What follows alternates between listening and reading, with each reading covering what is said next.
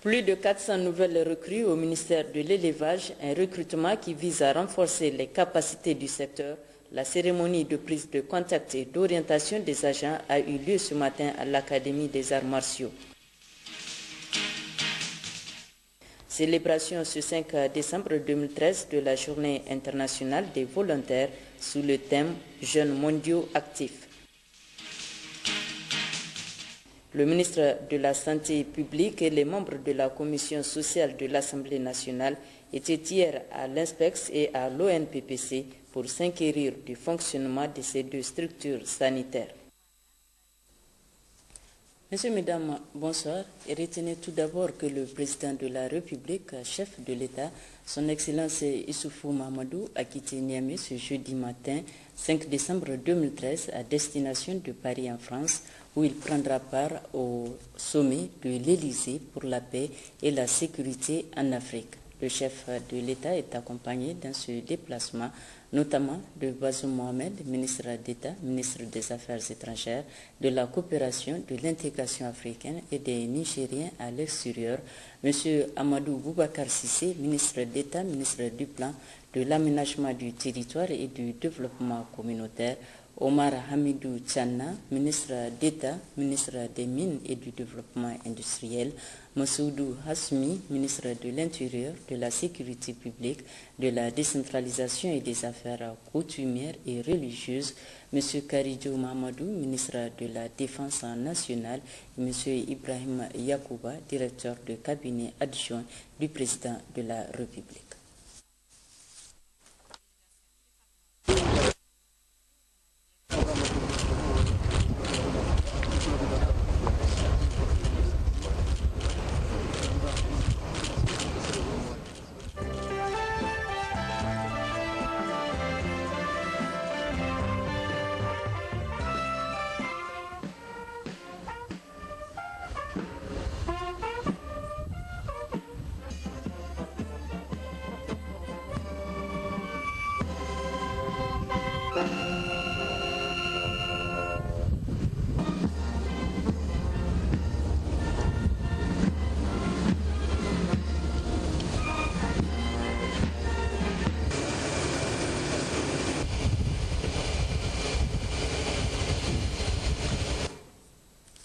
Et puis, ce communiqué du secrétariat général du gouvernement, une malencontreuse erreur s'est glissée dans le communiqué du Conseil des ministres du mercredi 4 décembre 2013 au niveau du point 7 communication. En effet, dans la première communication, le ministre directeur de cabinet du président de la République relative au financement d'un troisième pont sur le fleuve Niger à Niamey, il faudra lire République populaire de Chine au lieu de République de Chine. Le reste est sans changement. L'hôtel Palace de Niamey a servi de cadre cet après-midi à la clôture des travaux du séminaire du comité interparlementaire de l'IMOA sur l'impact de la fiscalité sur la décentralisation, cérémonie présidée par le vice-président du CIP, Hadjarbaka Baroukouba.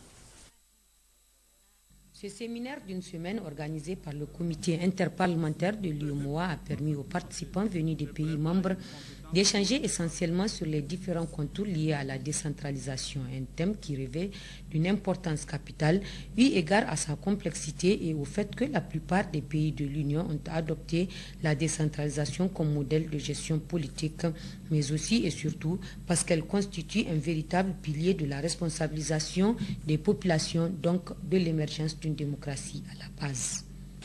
Ce que nous avons voulu faire cette fois-ci, c'était d'aller au-delà des sessions extraordinaires et d'approfondir un thème dont nous avions déjà parlé à Cotonou à la dernière session extraordinaire, qui était la décentralisation. C'était d'aller plus loin que les considérations générales. C'est à cause de ça donc les deux inter-sous-comités, les sous-comités au CIP, c'est ce qu'on appelle les commissions dans les parlements nationaux.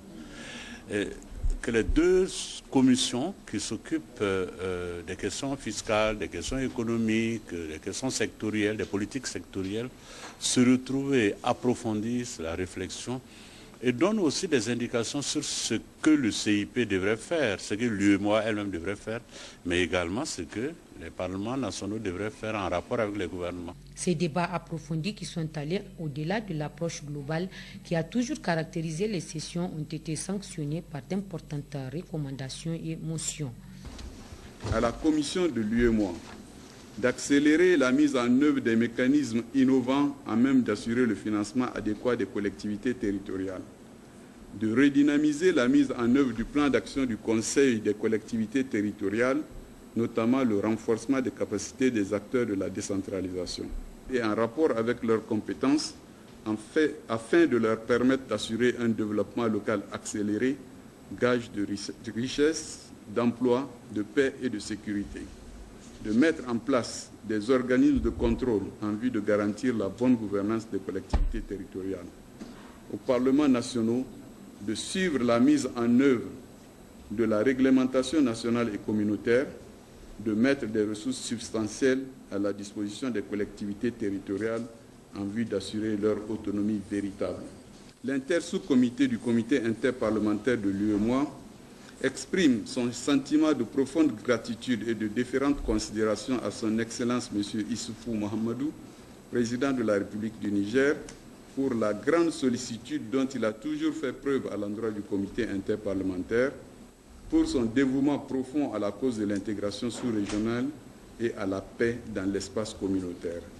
Remercie très sincèrement le président de l'Assemblée nationale, son Excellence M. Hamma Amadou, l'ensemble des députés à l'Assemblée nationale pour les multiples commodités et facilités dont il a bénéficié durant son séjour au Niger. Le vice-président du CIP, M. Mélégué Traoré, a pour finir exhorté le comité de la formalisation rapide de ce travail de qualité dans un document de référence et de travail. Et puis un invité sur ce plateau, il s'agit de Mohamed El Hadj Ousmane, ministre de l'élevage. Bonsoir monsieur le ministre et merci d'être venu. Avec vous, nous allons évoquer tout à l'heure le recrutement de plus de 400 agents pour le compte du ministère de l'élevage. Ce sera dans quelques instants. Le Premier ministre s'est entretenu cet après-midi avec une délégation des ministres de l'Éducation de l'espace Sensad, conduite par le ministre libyen de l'Éducation, Ali Abdi, à sa sortie d'audience. Et reçu par M. le Premier ministre, on était très honorés de cette réception et la rencontre a été très formidable, très encourageante pour aller de l'avant. Avant de venir rencontrer M. le Premier ministre, on était en réunion dans la conférence où il y avait des débats très intéressants avec la présence de Madame la ministre et des ministres des autres pays représentés. Et c'était vraiment un travail très bien. Le temps que nous avons passé est un temps très intense, plein de travail, qui a donné des résultats et des recommandations et on espère avoir des rencontres pareilles. Il veut aussi remercier effectivement la qualité de l'accueil par Monsieur le Premier ministre, Madame la ministre de l'Éducation au Niger. Et c'était un séjour très agréable et plein de travail. Le Premier ministre, chef du gouvernement, s'est également entretenu avec une délégation de Deutsche Welle conduite par le directeur des relations internationales de l'organe. Le partenariat entre Deutsche Welle et le Niger était au centre de l'entretien. La rencontre s'est déroulée en présence du ministre de la Communication et des relations avec les institutions. Bon, l'objet était d'entamer un peu, de faire une discussion sur le partenariat entre la Deutsche Welle et le Niger. Vous savez, le Niger est un de nos marchés très importants. Un tiers de votre population suit les programmes de la Deutsche Welle en français, mais notamment en Hausa. Et nous sommes ici pour fêter le cinquantenaire de notre programme Hausa. Et c'est dans ce contexte qu'on a fait une rencontre avec son Excellence le Premier ministre. Il a dit que le rôle de la Deutsche Welle est très important. Il nous a encouragé de faire mieux et notamment notre pilier éducatif, c'est un clé pour nous à la Deutsche Welle parce que nous savons que l'éducation, c'est un noyau du développement des pays en Afrique et pour nous, c'est un pilier de notre travail et il nous a confirmé que la Deutsche Welle joue un rôle extraordinaire. Oui, comme annoncé, Deutsche Welle a 50 ans, 1963-2013, cela fait 50 ans jour pour jour que la radio allemande Deutsche Welle a débuté son programme radiophonique en Hausa. À cette occasion, une délégation de la radio qui séjourne depuis quelques jours à Niamey a organisé cet après-midi en collaboration avec des partenaires locaux une table ronde sur le thème développement et éducation, rôle des médias internationaux. Précision, Askou Jibrila, Maria Madakou. Célébrer l'événement tout en sensibilisant le public sur le rôle des médias internationaux dans le développement et l'éducation, c'est le but de cette table ronde organisée à l'occasion du cinquantenaire du programme radiophonique Hausa de la radio allemande Deutsche Welle. À travers cette manifestation, les organisateurs entendent commémorer ce programme écouté par une centaine de millions de locuteurs à travers les différents pays dont le Niger. Le but est de sensibiliser les journalistes et les autorités du Niger à ce phénomène, donc la présence et le soutien, la coopération des médias internationaux, notamment la Deutsche Welle, avec les radios et les télévisions locales, afin que nous complémentarisions notre travail et que nous les aidions à mieux faire passer l'information internationale, européenne et à partir de l'Allemagne, avec des collaborateurs africains qui sont qui sont chez nous en Allemagne et qui viennent de nombreux pays. Nous présentons également ici la nouvelle formule de notre programme radiophonique éducatif, qui est Learning by Ear, apprendre en écoutant, à la croisée des chemins. C'est la nouvelle formule qui est produite sous forme de feuilleton en différentes langues, dont l'amharique, le swahili, le portugais, le hausa, bien entendu, le français et l'anglais. Et c'est une émission qui est spécialement produite pour les auditeurs des pays d'Afrique subsaharienne et qui a été financée à partir de 2008 par le ministère des Affaires étrangères allemand, mais qui est bien entendu produit avec les équipes de Deutsche Welle sur le terrain, avec des acteurs et des écrivains, des auteurs africains, pour que nous nous rapprochions un maximum des Africains eux-mêmes. Véritable marque d'estime et de considération pour le Niger et son peuple, la célébration de cet événement témoigne aux yeux des autorités de tutelle de la vivacité des relations entre notre pays et la République fédérale d'Allemagne. Si la Deutsche Welle a décidé de choisir le Niger, bien entendu, ce n'est pas un fait de hasard. C'est d'abord pour, disons, la fidélité des rapports entre la Deutsche Welle et les auditeurs nigériens, et c'est ensuite également pour une raison de liberté de la presse. La liberté de la presse qui, dans notre pays, est une réalité. Donc la Deutsche Welle a voulu donc marquer, n'est-ce pas, son adhésion à ce climat de liberté de presse qui est instauré dans notre pays. Et bien entendu, nous avons profité de cette occasion pour échanger avec les responsables de la Deutsche Welle.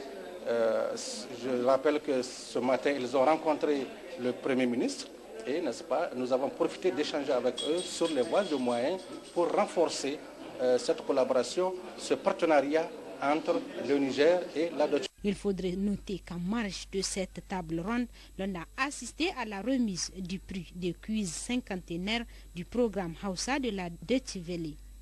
Un prix remporté par un ressortissant de la région de Zender en la personne de Diafarou Abdussalam. La première dame, Dr Malika Issoufou, a assisté cet après-midi au Palais des Congrès de Niamey à la projection du film projeté en marge de la Journée internationale des personnes handicapées célébrée le 3 décembre dernier. Plusieurs membres du gouvernement, des diplomates et des représentants des organisations internationales ont également suivi cette projection. Nous y reviendrons plus en détail dans nos prochaines éditions. Cérémonie de prise de contact et d'orientation des agents nouvellement recrutés à la fonction publique pour le compte du ministère de l'Élevage.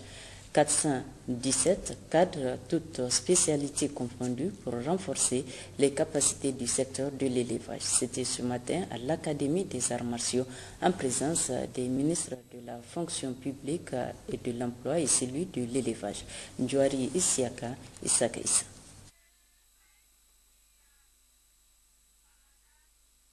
Des responsabilités, celle de faire de l'élevage l'un des moteurs du développement socio-économique du Niger. Grande aussi chez les autorités qui répondent à travers ce recrutement à l'insuffisance des ressources humaines dans le secteur de l'élevage et surtout à l'épineux problème du chômage. Chers agents d'élevage, j'allais dire chers responsables de demain, vos aînés et les générations antérieures, jadis appelés chevaliers de la seringue, se sont illustrés dans les premières heures de l'indépendance à travers la mise en œuvre des programmes de prophylaxie sanitaire du cheptel, d'encadrement des éleveurs, d'hydraulique pastorale et de commercialisation de bétail, pour ne citer que ces exemples. À votre tour, vous êtes à tout point de vue les chevaliers de la Renaissance et l'espoir du monde pastoral. Et aujourd'hui, bien plus qu'hier, et moins que de demain, vous devriez aider à construire la résilience de la société pastorale, car les nouveaux défis d'éradication de la pauvreté et de prospérité mieux partagés nous le recommandent. J'en appelle aussi au sens des responsabilités de tous les agents, nouveaux comme anciens, à faire de l'encadrement des éleveurs un devoir patriotique, dans le souci de protéger une richesse privée certes, mais aussi un patrimoine national. Quant au ministre de l'Emploi et celui de la fonction publique, ces nouveaux agents doivent répondre aux attentes de leur ministère et œuvrer pour l'essor de l'élevage au Niger. Et je voudrais, en tant que ministre de l'Emploi, du Travail et de la Sécurité sociale, vous dire que le président de la République, en tant que bon père, a tenu à faire en sorte que chaque fois que c'est possible, de créer les conditions pour qu'au sein de sa maison, qu'il ne puisse pas avoir un de ses enfants qui chôme. Et c'est ce qui justifie cet engagement très fort du président de la République de faire en sorte que nous arrivions à réduire de façon sensible le taux de chômage de notre pays. De la fonction publique et même de l'État en tant qu'agent de l'État, le statut général de la fonction publique vous y oblige. La discipline, la ponctualité, le respect de la hiérarchie, l'assiduité, la recherche continue de savoir, la formation continue, l'esprit d'initiative, toutes ces vertus qui doivent caractériser un bon cadre qui a à cœur d'apporter du mieux qu'il puisse sa contribution à l'édification de sa nation, sa volonté de produire des prestations de qualité pour que les usagers du service public, en particulier le monde agro-pastoral, puissent bénéficier du passage de chacun d'entre vous. Une remise des kits composée d'une blouse blanche, d'un guide de travail et du texte sur la convention collective de la fonction publique a été faite aux nouveaux fonctionnaires. Et la cérémonie a pris fin avec une photo de famille. Pour parler justement de ce recrutement au niveau du ministère de l'élevage, nous recevons le ministre Mahaman El Hadji Ousmane. Monsieur le ministre, bonsoir. Vous venez de recruter 417 agents pour les services de l'élevage. Qu'est-ce que cela représente pour le secteur de l'élevage? Merci madame de l'opportunité que vous me donnez pour m'exprimer sur ce sujet assez important. Vous savez, le secteur pastoral et le secteur de l'élevage en particulier, souvent on le dit, c'est la deuxième mamelle de l'économie. Et ce recrutement va être extrêmement important pour la conduite de notre politique. Cela parce que jusque-là de l'indépendance à cette date d'aujourd'hui, nous avons un peu moins de 1000 agents. Et nous venons de recruter 417 agents, une première l'histoire en tout cas du monde rural, un tel effectif. C'est là d'abord pour deux choses. Premièrement, aujourd'hui, en termes d'encadrement, nous sommes à un taux, en 2012, par exemple, nous sommes à un cadre pour 52 200 UBT. Et avec ce recrutement, ce taux va passer d'un cadre pour près de 36 000. Donc c'est extrêmement important, un rapprochement des cadres au niveau des producteurs, l'encadrement sera plus suivi. Et ce n'est pas que ces 417, nous sommes engagés pour recruter 700 avec des auxiliaires. Nous allons à recruter, le processus est en cours, 211 auxiliaires et 72 autres cadres pour avoir l'effectif global de 700 au cours de l'année. C'est là aussi pour remplir aussi l'engagement du président de la République qui a pris, vous vous rappelez, certainement le 7 avril 2011, quand il avait pris l'engagement de faire le recrutement des jeunes Nigériens. J'allais justement vous poser la question, Monsieur le ministre, quel lien peut-on faire entre ce recrutement et les différents programmes en exécution dans le cadre du programme de la Renaissance? Oui, vous savez qu'un des défis majeurs du Niger reste à vaincre l'insécurité alimentaire. Et cet objectif n'est pas nouveau. Vous vous rappelez, les années 73, quand 73, après le coup d'État du président Defin Kounché, aucun Nigérien ne mourra de faim ni de soif. Le slogan a été répété durant longtemps, des décennies durant. Mais jamais une stratégie appropriée, avec un cadre approprié qui prend les choses dans leur fond, n'a été, je ne sais pas pour s'estimer, en tout cas défini aussi clairement que cela. Nous avons connu aussi le programme spécial qui avait fait des ébauches, mais une stratégie aussi claire, définie comme l'initiative troisième, pour revenir à ce domaine, était nécessaire pour le Niger. Et nous l'avons eu, et elle était nécessaire d'avoir deux dimensions, la dimension ressources humaines et la dimension économique de l'acte politique. Et ce recrutement va nous permettre de réaliser effectivement l'initiative troisième, le PDS que nous venions d'avoir, j'allais dire, l'autorisation de l'Assemblée. Ensuite aussi, le programme, globalement du programme de Renaissance, ça fait, je viens de vous dire, le taux d'encadrement qui va passer, un cadre de 52 000 à 36 000 pour un cadre, donc c'est déjà une bonne chose. L'autre chose, ce qui est aussi bien, c'est aussi l'entrée dans la fonction publique de ces jeunes. Vous voyez, et aujourd'hui, à l'instant, nous n'avons aucun médecin vétérinaire chômeur au Niger. C'est extrêmement important. Pour vous dire, nous avons lancé pour le recrutement d'une centaine de médecins vétérinaires. Sur le marché, nous avons trouvé qu'à peine 49, 59. Nous avons tout absorbé. Donc c'est déjà une bonne chose.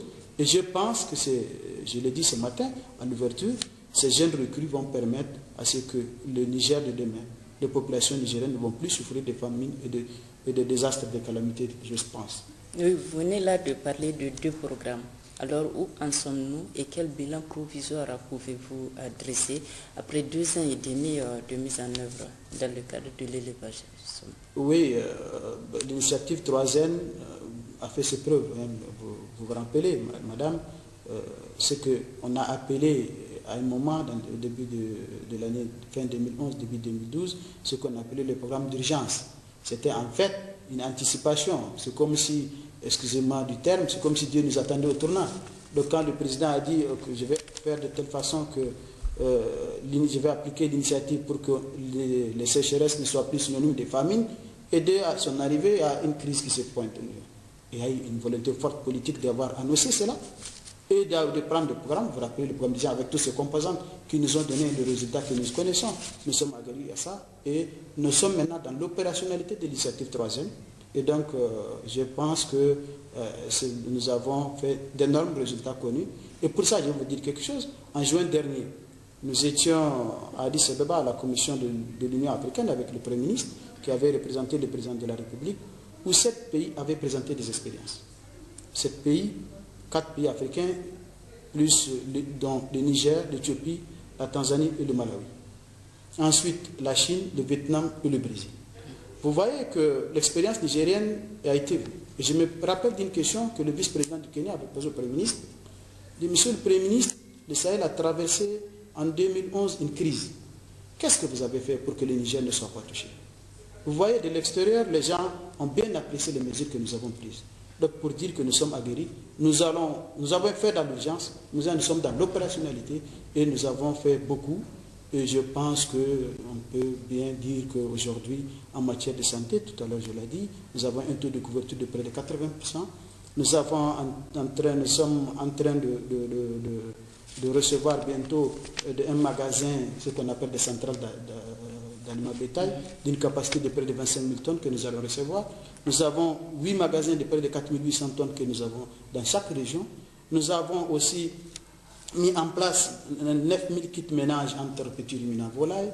Nous avons également appuyé les fermes privées, près de 130 en termes techniques que financiers. Donc voilà des résultats qui parlent d'eux-mêmes. Et donc je pense que c'est là et des résultats probants. Et la preuve, c'est que la crise de 2011 n'a pas été connue au Niger. Donc c'est que ça veut dire qu'il y a des résultats probants qui peuvent nous permettre d'espérer demain. Oui, pour revenir au recrutement, au total 700 agents nouvellement recrutés. Et pour le secteur de l'élevage, est-ce en reconnaissance de l'importance économique du secteur ou bien c'est par les autorités de la 7e République ou simplement une volonté de création d'emplois? J'allais dire les deux à la fois, madame.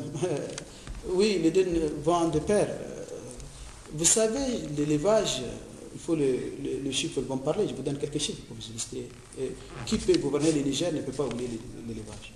Qui veut bien gérer le Niger ne peut pas oublier l'élevage. Parce que c'est la deuxième maman de l'économie. La deuxième maman de l'économie, et n'oubliez pas que la deuxième, c'est une ressource renouvelable. Ce n'est ni le pétrole, ce n'est ni l'uranium qui va faire vivre. C'est des ressources qui vont s'épuiser. Donc, je pense que le Niger a un trésor extrêmement important qui se régénère, que l'élevage, que notre cheptel, qui sommes aujourd'hui qui a l'avantage comparatif dans la sous-région en Afrique de l'Ouest. Et je pense que si on recrute 700 agents dans le coin, c'est bien vu. Donc, quelque part, c'est comme si rendre à César ce qu'il appartient. Monsieur le ministre, vous avez fait un bilan provisoire tout à l'heure.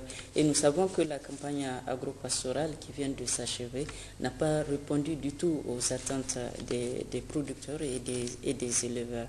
Cela m'amène à vous poser la question de savoir les mesures que vous avez prises au niveau de votre département ministériel pour pallier la situation. Justement, hier, en Conseil des ministres, vous avez suivi les communications que nous avons faites. Nous avons présenté le bilan provisoire de la campagne agro-pastorale. Et malheureusement, cette campagne n'a pas répondu aux attentes de nos producteurs. Un déficit de près de 6 700 000 tonnes de matière sèche a été en tout cas constaté au niveau du monde pastoral. C'est malheureux, mais ça ne nous effraie pas. Ça ne m'effraie pas pour avoir affronté la crise de 2011. Parce que nous sommes maintenant aguerris face à cette crise et par rapport aux orientations que le président nous a données et l'engagement que lui-même il a pris par rapport à cette question et l'opérationnalisation et la mise en œuvre effective de l'initiative 3e nous permet de dire que ce déficit, nous allons l'absorber pour deux raisons. Premièrement, nous sommes entièrement dans l'initiative, donc la crise ne nous surprend pas.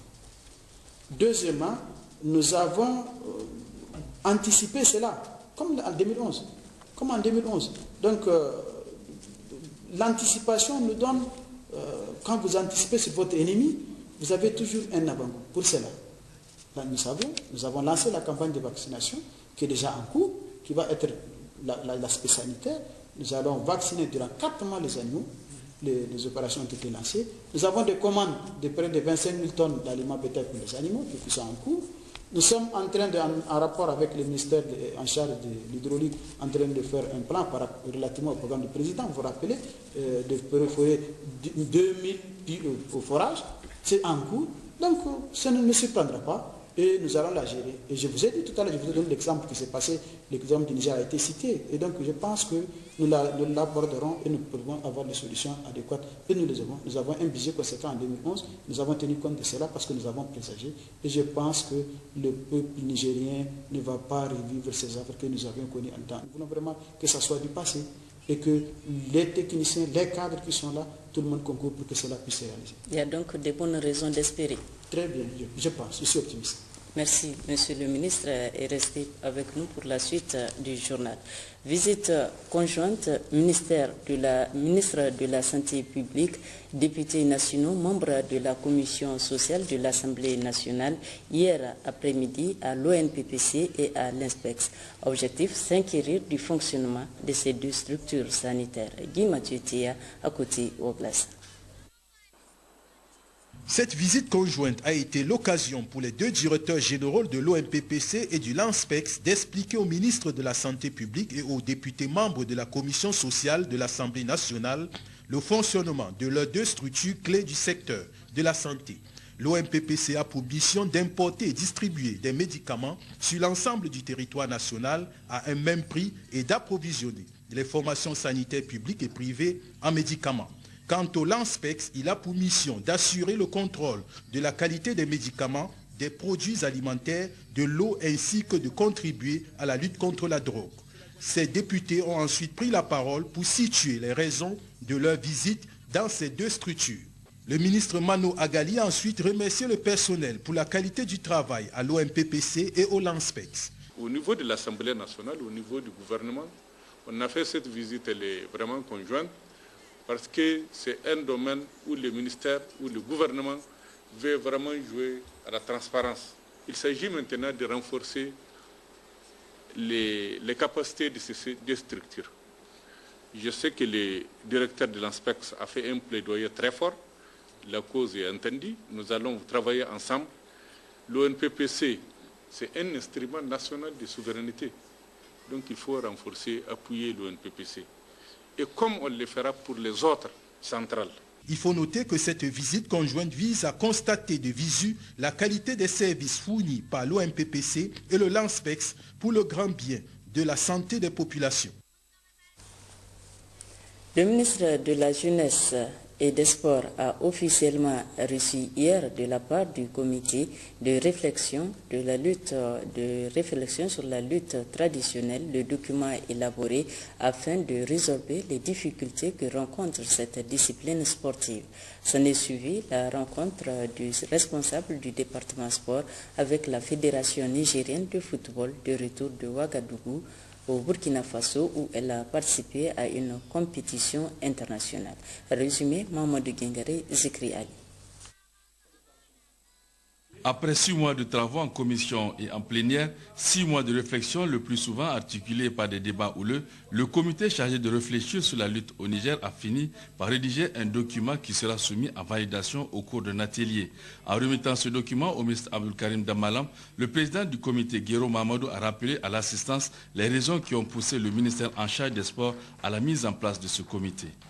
La création du comité de réflexion sur la lutte traditionnelle fait suite aux incidents survenus lors de la 34e édition du SAB national organisée en 2013 à Niamey.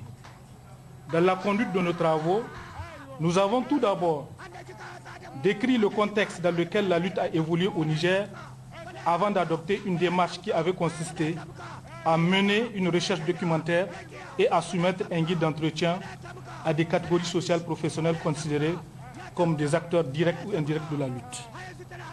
Les résultats auxquels nous sommes parvenus offrent une fois de plus la possibilité de surmonter les péripéties que connaît la lutte dans notre pays. En effet, après avoir identifié les problèmes qui minent cette discipline, le comité a formulé des propositions et ce, conformément à sa mission à lui confier par le ministre en charge des sports. Ainsi, s'agissant des problèmes qui freinent le bon fonctionnement de la Fédération nigérienne de lutte, il est préconisé le respect des textes statutaires, l'élaboration et la mise en œuvre d'un programme de développement de la lutte au Niger et la création de structures de base. La lutte traditionnelle constitue au Niger le sport le plus populaire. C'est pourquoi le ministre Abdelkarim Damalan tient à ce que ces travaux soient finalisés le plus tôt possible, car, a-t-il indiqué, le championnat de lutte se tiendra bientôt. J'aimerais profiter de cette occasion-là pour remercier tous les acteurs qui ont pensé, à la tête desquels, en tout cas, le ministre sortant, qui a eu l'ingéniosité donc de créer un comité pour réfléchir afin que les lutteurs ne rencontrent plus ce genre de problème-là. Et voilà qu'aujourd'hui, en tout cas, je pense, compte tenu de la qualité des acteurs que je vois autour de cette table-là, je pense que je ne vais pas me tromper en disant que, alhamdoulilah, que la lutte, en tout cas, va retrouver ses lettres de noblesse que nous lui avons connues. Aussitôt après cette cérémonie, la Fédération nigérienne de handball a été reçue par le premier responsable du sport nigérien. En effet, la FENIHAND est allée présenter au ministre Damalan tous ses remerciements pour les efforts qu'il a déployés afin que l'équipe nationale junior du Niger participe à une compétition internationale à Ouagadougou. La vice-présidente de la FENIHAND a tenu à expliquer à la presse l'implication personnelle du ministre pour que cette équipe participe à cette compétition. À 100%, le ministre a pris en charge ce déplacement. Un déplacement fructueux car les Nigériens sont revenus avec une deuxième place honorable. Après plusieurs années de léthargie, la nouvelle équipe de la FENIHAND entend redynamiser la discipline. Cela se traduit par la volonté affichée de cette jeune équipe dynamique, à sa tête une femme. Le ministre a d'ailleurs félicité la FENIHAND pour son engagement et sa volonté à travailler. C'est cela qui atteste de ce premier résultat encourageant. Le ministère des Mines et du Développement industriel, en collaboration avec la Commission de la Communauté économique des États de l'Afrique de l'Ouest, CEDEAO, organise depuis ce matin au Palais des Congrès une réunion du comité technique d'harmonisation des normes sur les aliments de la CEDEAO. Objectif, examiner les projets des normes sur la viande, le poisson frais congelé et le beurre de karité. Salamatou Mamanarabiou Taïrassa. Cette réunion, qui est la deuxième du genre après celle qui a eu lieu à Accra au Ghana en juin dernier, qui a permis d'harmoniser la norme sur l'huile de palme. La rencontre de Niamey, qui durera 3 jours, permettra d'examiner les projets de normes régionaux sur la viande, le poisson frais congelé et le beurre de karité, qui font l'objet d'importants échanges entre les États de la communauté économique des États de l'Afrique de l'Ouest. Les normes jouent un rôle important dans la facilitation des échanges, tout comme elles peuvent constituer des obstacles aux différents échanges entre États dans un même espace économique lorsqu'elles ne sont pas harmonisées. Alors, l'harmonisation des normes constitue une des meilleures voies pour permettre aux différents acteurs économiques de parler un même langage et de mieux se comprendre. Le directeur d'industrie et des mines de la commission de la CEDEAO s'est apaisanti sur l'importance de l'harmonisation des normes sur les 3 aliments. L'harmonisation des normes est un facteur qui va faciliter les échanges commerciaux entre nos pays. Et nous ne passons pas sous silence l'incidence de l'harmonisation des normes sur la production en elle-même. C'est fort de ça que les techniciens des normes, particulièrement ceux qui animent ce comité technique numéro 2, se sont mis à la tâche pour arriver au résultat que nous connaissons aujourd'hui, qui est la finalisation de la norme harmonisée sur l'huile de palme, cette norme harmonisée qui sera très prochainement soumise à la validation par le Conseil des ministres de la Commission de la CEDEAO. L'harmonisation des normes sur la viande, le poisson frais congelé et le beurre de karité facilitera leur commercialisation dans la sous-région. Les travaux de la mise en place du dispositif de certification et de validation des acquis professionnels et expérientiels ont débuté ce matin à l'hôtel Concorde avec l'installation du comité en charge de la question. C'est le secrétaire général du ministère des enseignements professionnels et techniques qui a présidé ce comité fort de 26 membres. Amaniseni Gérard Abdelaziz. Ils sont au nombre de 26 et sont issus de plusieurs ministères et structures. Les membres du comité technique qui aura la lourde responsabilité de mettre en place le dispositif de certification et de validation des acquis professionnels et expérientiels sous la direction du secrétaire général du ministère des enseignements professionnels et techniques.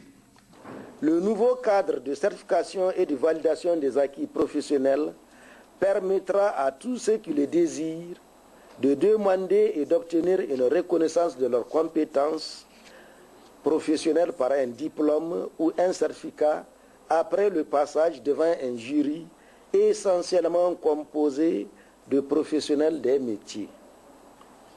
Le parchemin issu de ce genre d'évaluation permettra aux concernés de valoriser sa profession ou d'accéder à un programme de formation du secteur formel. La création d'une direction des examens, des concours et de la validation des acquis professionnels et expérientiels au ministère des enseignements professionnels et techniques traduit la volonté du gouvernement de promouvoir un dispositif de valorisation des acquis des apprentis, des artisans et des maîtres artisans. Cette volonté politique a été réaffirmée par le président de la République, chef de l'État, son Excellence Issoufou Mahamadou, lors de son discours d'investiture, et par son Excellence Brigitte Raffini, Premier ministre, chef du gouvernement, dans sa déclaration de politique générale. Le ministère des enseignements professionnels et techniques est soutenu dans cette œuvre par la coopération luxembourgeoise à travers le programme Niche 017 financé par l'Union européenne.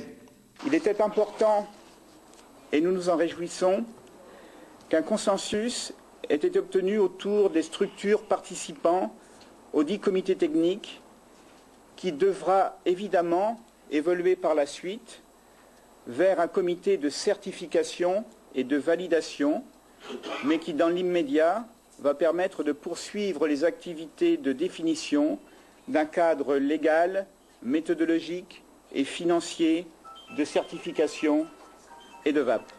La mise en place du cadre de certification et de validation des acquis professionnels et expérientiels s'est avérée nécessaire, voire indispensable, au vu du nombre important d'employés dans les micro- et petites entreprises artisanales. En 2001 déjà, le recensement général de la population et de l'habitat dénombrait plus de 700 000, en majorité de femmes, et contribuant à hauteur de 20% au PIB. Hier, au CCOG, Centre culturel Omar Ouganda, les ressortissants de la région d'Agadez étaient en conclave autour du sultan de l'Aïr, Sa Majesté Ibrahim Oumarou. Cette rencontre a trait aux préparatifs du baptême devant consacrer la ville d'Agadez patrimoine mondial. Ce sera le 26 décembre prochain sous l'égide de l'UNESCO. Commentaire Issoul Kodo. Répondre, et ce de façon spontanée, telle a été la réaction des ressortissants d'Agadez suite à l'initiative du sultan de l'Aïr, Sa Majesté Ibrahim Oumarou. Un seul point à l'ordre du jour, l'implication effective de quelque manière que ce soit et sans exclusif de tous les ressortissants de la région. Pour le 26 décembre prochain, journée sous l'égide de l'UNESCO pour conférer le label qu'a désormais la prestigieuse cité d'Agadez, patrimoine mondial de l'UNESCO. Et cette présence massive détermine éloquemment l'amour, le souci et le sens du devoir pour la cause de la région. Il faut donc agir vite et bien. Nonobstant le facteur temps, à moins de 3 semaines, il y a urgence. Mais comme dit l'autre, à cœur vaillant, rien d'impossible. Au vu de la hauteur de l'événement, l'ensemble des ressortissants d'Agadez ont tous convergé vers le même sens. Ainsi, ont-ils émis des propositions de tout genre avec une certaine pertinence. Il ressort de leur argument qu'il s'agit d'une cause non pas régionale, mais plutôt nationale. Ce faisant, chacun de sa sphère d'intervention est un acteur clé. Les ressortissants d'Agadez se sont engagés fermement à préparer la fête du 26 décembre. Parce que comme vous le savez, à Agadez, la ville d'Agadez est admise dans le patrimoine mondial de l'UNESCO. Donc les ressortissants d'Agadez sont en train de préparer cette fête. Ils veulent montrer au Niger que c'est une victoire nationale. Et on lance aussi un appel à tous les Nigériens de venir à Agadez le 26 pour qu'on fête cette fête ensemble parce que c'est une victoire nationale. Attitude qualifiée de sens de responsabilité et d'amour envers la région, a dit en substance le sultan de l'Aïr, remerciant ainsi toute l'assistance. Il faut dire que la machine est en marche. Déjà des comités servant de points focaux dans toutes les régions du pays sont en place. À titre d'exemple, ici à Niamey, s'adresser à Alhaji Sidi Mohamed, Alhaji Ousmane TKO, Madame Hadatan Timadan, Monsieur Amar Boka, Najo Rufai et Malang Abba. preuve irréfutable que le 26 décembre prochain, lors de ce baptême international, le Biano, sous l'emprise de Tandé, y sera de la partie. Ouverture ce matin à Niamey des travaux de l'atelier de formation des cadres de l'administration culturelle et des conseillers régionaux en counseling d'entrepreneuriat culturel. Ils seront également formés à l'élaboration des plans d'affaires afin de participer efficacement à l'encadrement des opérateurs désireux de créer des entreprises culturelles. Moudachirou Oumar Jamila, Abdou Sidiko. Ils sont 32 cadres centraux, régionaux et ceux des conseils régionaux en charge de la culture à suivre cette formation d'une dizaine de jours organisée par l'Agence de promotion des entreprises et industries culturelles du Niger, APEC, avec l'appui de l'UNESCO. Formation qui vise à permettre au personnel cible de disposer de connaissances de base sur le suivi et l'évaluation d'un projet culturel. Ceci afin de participer au renforcement de la coordination et des capacités d'action des différents intervenants. Au vu des objectifs stratégiques assignés à l'APEC, la direction générale s'est résolument engagée à mettre en œuvre les actions suivantes en vue de faire de l'APEC un dispositif national efficace d'accompagnement des entreprises et industries culturelles au Niger.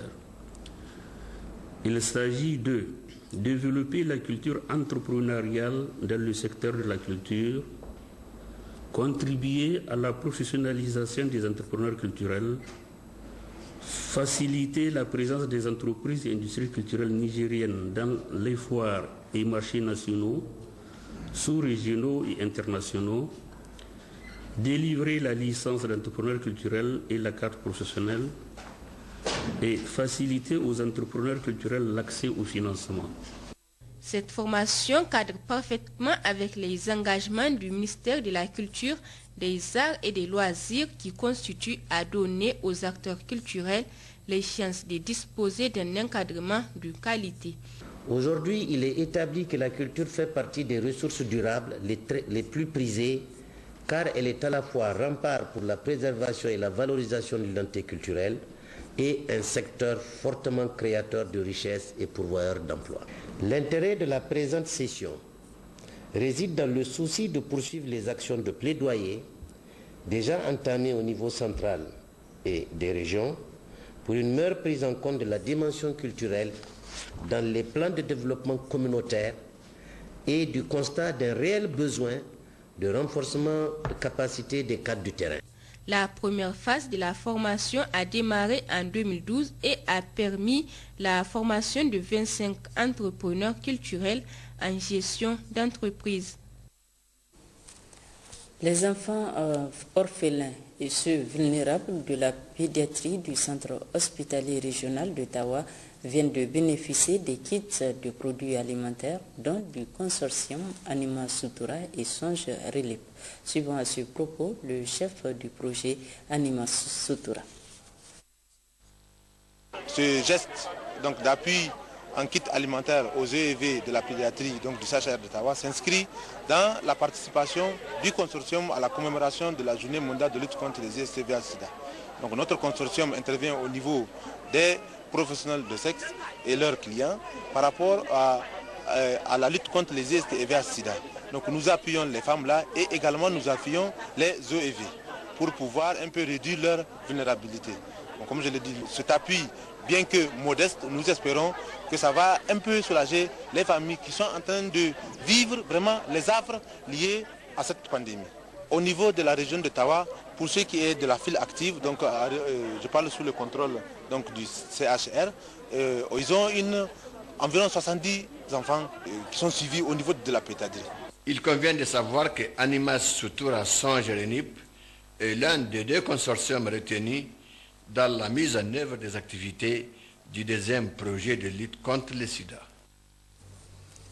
À l'instar de la communauté internationale, le Niger a célébré ce jeudi 5 décembre 2013 la journée internationale des volontaires. L'édition 2013 est placée sous le thème « Jeunes mondiaux actifs ». Habsatou Mahamadou, à côté au classe. Cette cérémonie marque la célébration du 12e anniversaire de la Journée internationale des volontaires. Avec pour thème cette année « Jeunes mondiaux actifs », cette journée vise à féliciter toutes ces personnes de bonne volonté qui consacrent quelque temps de leur vie à servir les autres, à aider ceux qui souffrent, en somme, contribuer au bien-être des populations. Depuis la proclamation par l'Assemblée générale de l'Organisation des Nations Unies de l'année 2001 comme année internationale des volontaires, beaucoup d'efforts sont consentis chaque année pour la promotion du volontariat. C'est pourquoi au Niger, le PNUD appuie fortement les volontaires à travers notamment les programmes des volontaires des Nations Unies venus. Un grand nombre de volontaires d'autres organisations nationales, bilatérales et multilatérales œuvrent aussi inlassablement dans le sens d'aider à travers le don de soi. À l'occasion donc de la célébration de cette journée, le coordinateur résident par intérim du système des Nations Unies a plaidé en faveur de l'adoption du projet de loi pour la création et la mise en place d'une agence nationale de volontariat pour le développement. Les volontaires jouent un rôle très important car ils interviennent dans divers domaines. En effet, les autorités de la 7e République, au premier rang desquelles son Excellence El Hadj Issoufou Mahamadou, président de la République, chef de l'État, comptent utiliser l'action des volontaires pour mobiliser la jeunesse nigérienne dans le cadre de la mise en œuvre du plan de développement économique et social PDS 2012-2015. Par conséquent, le gouvernement va œuvrer à ce que le volontariat puisse davantage profiter à notre pays. C'est dans ce cadre qu'un projet de loi portant création de l'Agence nationale du volontariat pour le développement a été initié par le gouvernement et transmis à l'Assemblée nationale en vue de son adoption. Par ailleurs, nous enregistrons des dizaines de volontaires communautaires de Plan Niger qui travaillent inlassablement pour le bien-être des populations dans les régions de Dosso et Tillabéri. Les volontaires sont des véritables acteurs du changement social. Leur combat est d'apporter un changement positif dans la vie des autres. Notez qu'au terme de cette cérémonie, les invités ont eu droit à une visite guidée des stands mis en place à cet effet. Cérémonie officielle de remise du kit d'insertion socio-professionnelle à des jeunes filles domestiques par l'ONG SOS Femmes et Enfants victimes de violences familiales hier après-midi à Niamey. Cette cérémonie s'est déroulée en présence du ministre de l'Emploi, du Travail et de la Sécurité sociale et la ministre en charge des enseignements secondaires. Les détails avec Djari Isiaka Askou Jibril. Des jeunes filles retirées du ménage car elles y étaient pour des travaux domestiques pour une formation professionnelle de 6 mois. Elles ont été initiées à la couture et la coiffure et c'est là grâce à l'élan de solidarité dont fait montre l'ONG SOS Femmes et Enfants victimes de violences familiales.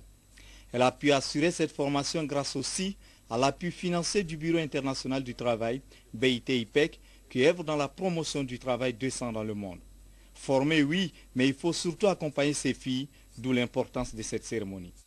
Cette remise de kit est le produit d'un programme d'action intitulé « Appui à la scolarisation et au retrait de réinsertion socio-professionnelle de jeunes filles employées domestiques à Niamey ». Ce programme a vu le jour à l'initiative de l'ONG SOS Femmes et Enfants victimes de violences familiales avec l'appui technique et financier de l'IPEC BIT. Encore une fois, nous devons toujours tourner nos égards vers l'avenir, c'est-à-dire vers nos enfants, nos filles et nos fils qui constituent la relève et l'espoir de demain.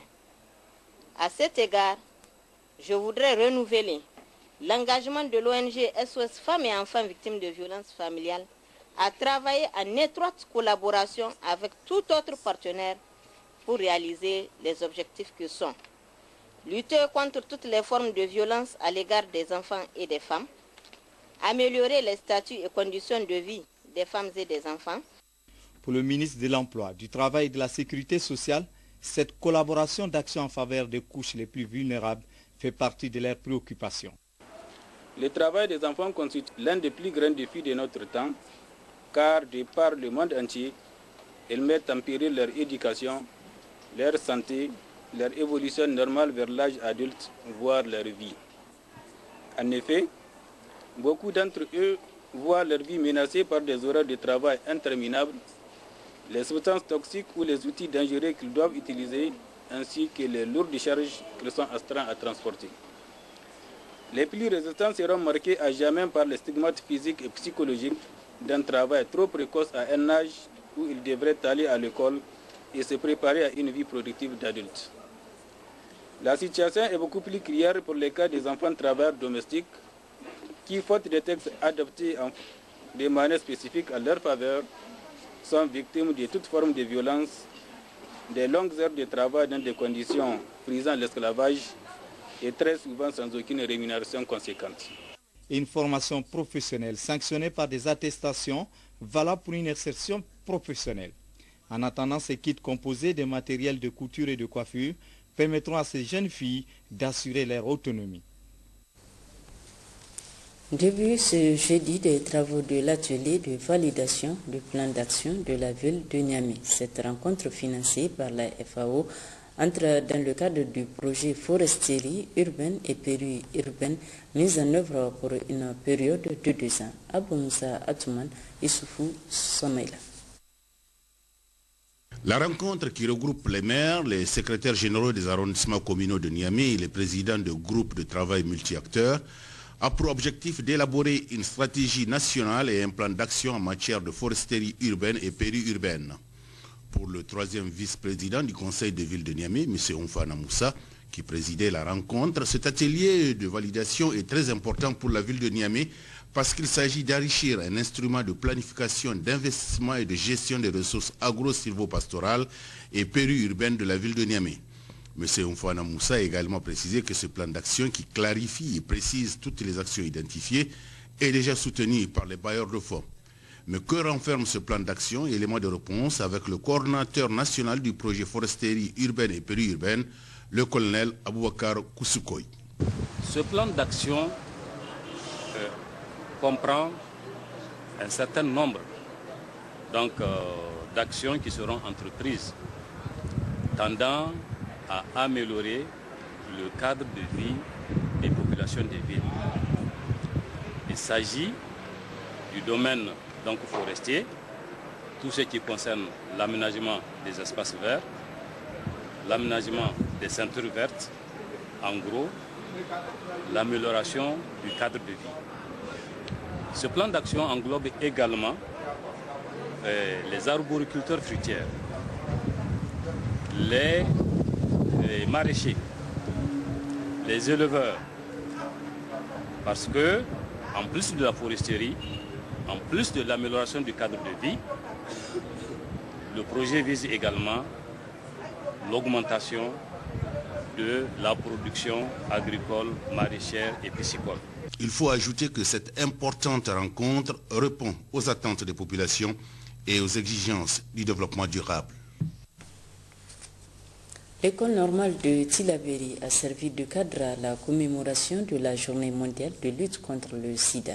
C'était sous la présidence du secrétaire général adjoint de la région en présence de plusieurs autres invités. Zakari Maman, Chibono.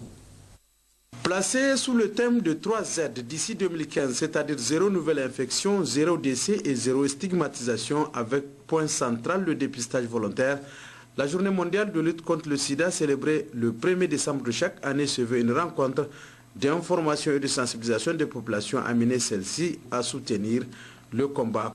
Atteindre les 3Z, la lutte est donc de taille et pour ce faire, la mobilisation de tous est aujourd'hui, on ne peut plus indispensable pour réaliser cet objectif noble. Pour sa part, le représentant de Raï Sida, il a dans son intervention salué tout le soutien et l'intérêt qu'accordent les autorités régionales au combat et au réseau des acteurs intervenant dans la lutte. M. Ibrahim Hamadou dit il faut également de rappeler les actions initiées par les ONG et associations membres du réseau en matière de prévention tant pour les acteurs de la société civile que le secteur public. La lutte contre le sida, a ajouté le représentant de Raï, est en train de connaître une amélioration. Cependant, les autorités de la 7e République doivent prendre toute autre mesure permettant de mener une lutte contre cette maladie. Notez aussi ces sketchs de sensibilisation par le scout de Tillabéri et qui appellent à un comportement responsable, à une prise de conscience, toute chose qui contribue à réussir la lutte contre ce fléau. Le dernier acte de cette cérémonie a été consacré à la visite du site du dépistage, ce qui aura permis à plusieurs personnes de se faire dépister volontairement. À Dosso, il est question d'une séance de sensibilisation et du dépistage volontaire du VIH-Sida dans les établissements scolaires de la région. Activité de la coordination régionale intersectorielle de lutte contre le VIH-Sida qui s'inscrit dans le cadre de la semaine de mobilisation et de lutte contre la pandémie. Habibou Garba, Salamatou Amadou. Pour bien mener la lutte contre le sida au Niger, les acteurs engagés dans cette lutte privilégier les activités de sensibilisation et surtout de dépistage volontaire pour mieux identifier les porteurs, les prendre en charge et réduire la transmission. C'est pourquoi une campagne nationale de sensibilisation et de dépistage volontaire a été initiée avec comme cible principale la jeunesse. À Dosso, c'est l'école normale des instituteurs qui a constitué la première étape de cette campagne qui durera 1 mois. Le coordinateur régional de lutte contre le sida, Dr Manzo Farouk, vous apporte des précisions sur les objectifs de la campagne. Il lance en même temps un appel à l'endroit des populations pour se faire dépister. Alors la campagne, elle est avant tout nationale. Elle vise à toucher le maximum de populations dans le cadre de sensibilisation et de dépistage. Puisque le premier pilier et le fondement même de la lutte doit se baser sur la sensibilisation et ensuite le dépistage. Il faut connaître son statut pour pouvoir mener une action, pour pouvoir l'accepter, pour pouvoir le conserver et pour pouvoir être actif au niveau, disons, dans la lutte. Donc c'est pour cela que nous nous sommes dit que les jeunes est une cible importante. Ils sont les acteurs privilégiés et ils sont le socle. Ils doivent être le socle du changement. C'est pour cela que nous avons commencé à sensibiliser les établissements. Nous allons faire le tour de toutes les écoles pour échanger avec les scolaires, les sensibiliser, puisque nous avons eu un partenaire qui nous a appuyé dans ce sens. Il s'agit de notre partenaire idéal, le Plein Niger. Donc aujourd'hui, c'est l'étape de l'école normale. Après le dépistage, nous voulons que ces jeunes acceptent leur statut et qu'ils le conservent. Si vous êtes séronégatif, alors c'est à vous de vous impliquer et de prendre conscience qu'il faut conserver cet état. Et si vous êtes séropositif, nous allons vous aider à accepter votre statut et à vivre avec votre statut et mieux à participer au combat pour qu'il n'y ait plus de nouvelles infections dans l'avenir. On a constaté qu'au Niger, il y a uniquement 2,5% des personnes qui connaissent leur statut sérologique. Je pense que c'est infirme et c'est dérisoire. Beaucoup reste à faire. Nous lançons un appel, un vibrant appel à toute la population pour qu'elle se fasse dépister parce que c'est la seule façon de commencer la lutte en tant que telle. Si on connaît son statut, on peut mieux faire la lutte. Donc nous voulons que la population tout entière se mobilise, parte au niveau des centres de santé pour le dépistage et au niveau des écoles, là où nous sommes en train de faire le tour. Chaque jour, durant tout le mois, nous allons faire le tour de toutes les écoles de la commune de Dosso pour faire les sensibilisations et faire le dépistage accompagné avec des leaders scolaires que nous avions formés avec l'appui du Plein Niger. Lancement hier à Dargol, région de Tillabéri, de l'opération Appui en chèvre rousse dans les communes de Dargol, Djagourou et Mehana. Initiative du projet Prozar GIZ saluée par les responsables régionaux. Abdoulaye Soumana, Amadou Ibrahim. Initiée par le projet de sécurité alimentaire et promotion de la résilience Prozar, cette opération appuie en chèvre rousse au profit des femmes vulnérables dans 3 communes de sa zone d'intervention, Djagourou, Dargol et Mehena, a pour objectif principal d'améliorer les conditions économiques des ménages vulnérables par la pratique des activités génératrices de revenus à travers l'embouche de la chèvre rousse et en même temps de diversifier et enrichir la situation alimentaire et nutritionnelle de la population, surtout chez les enfants de moins de 2 ans. En procédant au lancement de cette opération, le représentant du gouverneur de la région de Tillabéri a indiqué que le projet Prozar est l'un des projets parmi tant d'autres financés par le gouvernement de la République fédérale d'Allemagne dans la région de Tillabéri. Pour Ahmadou Mohamed, ces activités contribueront certainement à améliorer les conditions de vie des populations, particulièrement les plus vulnérables. Il a réitéré toute la reconnaissance des autorités de la 7e République et des populations au Prozar pour ces actions qui cadrent avec les orientations des autorités de la 7e République, en particulier l'initiative 3N, les Nigériens nourrissent les Nigériens, et le PDS, Plan de développement économique et social. Intervenant pour leur part, le chef du projet et l'assistant technique du projet ont rappelé l'objectif poursuivi par leur projet et les importantes actions réalisées sur le terrain dans le cadre de sa mise en œuvre, dont les transferts d'argent liquide, espèces contre travail dans le cadre des travaux publics, la distribution des semences et l'appui à l'amélioration de l'économie des ménages vulnérables. Jorgan Horner et Lawali Mohamed ont réitéré leurs sincères remerciements aux autorités régionales pour leur disponibilité à appuyer toutes ces réalisations au profit des populations. Le secrétaire général de la préfecture de Gautier et le vice-maire de la commune rurale de Dargol ont salué cet appui qui permettra à chaque ménage ciblé d'avoir 3 chèvres et un bouc. Au bout d'un an, leur progéniture servira à assister d'autres ménages qui seront ciblés. Au total, 600 chèvres rousses seront distribuées à 300 femmes chefs de ménage dans les communes de Dargol, Diagourou et Mehena au cours de la présente édition. Les bénéficiaires ont également saisi l'occasion pour exprimer toute leur reconnaissance aux autorités de la 7e République et aux partenaires du Niger pour tous les efforts qu'ils déploient dans la recherche de l'amélioration de leurs conditions de vie. Ouverture ce matin à Maradi d'un atelier d'échange d'informations sur les activités menées par les cadres de concertation Hadingouya. Cet atelier est organisé par la Chambre régionale d'agriculture avec l'appui du PASATEM. Ramatou Salou, Maman Oumarou. Cet atelier régional d'échange sur les activités menées par les cadres de concertation Hadingouya est le fruit d'un engagement entre la Chambre régionale d'agriculture de Maradi et le PASADEM dans un processus de concertation multi-acteurs Hadingouya. Il s'articule autour de 5 pôles de développement économique de la région de Maradi, à savoir Tessawa, Guidarumji, Sabomachi, Giratawa et Tchadwa. L'ACRA, avec l'appui du PASADEM, a placé des animateurs au niveau de ces différents pôles afin d'impulser et d'accompagner les acteurs économiques dans les réflexions qui permettront d'aboutir à une vision commune autour de 5 marchés. Le présent atelier vise à partager les résultats fruits du processus et permettront également d'améliorer et d'uniformiser la démarche. Monsieur le Président du Conseil régional, Mesdames et Messieurs, l'intervention de la Chambre régionale d'agriculture de Maradi sur les marchés du gros cadre avec l'axe 2 de l'initiative 3N. Approvisionnement régulier des marchés ruraux et urbains en produits agricoles et l'agroalimentaire.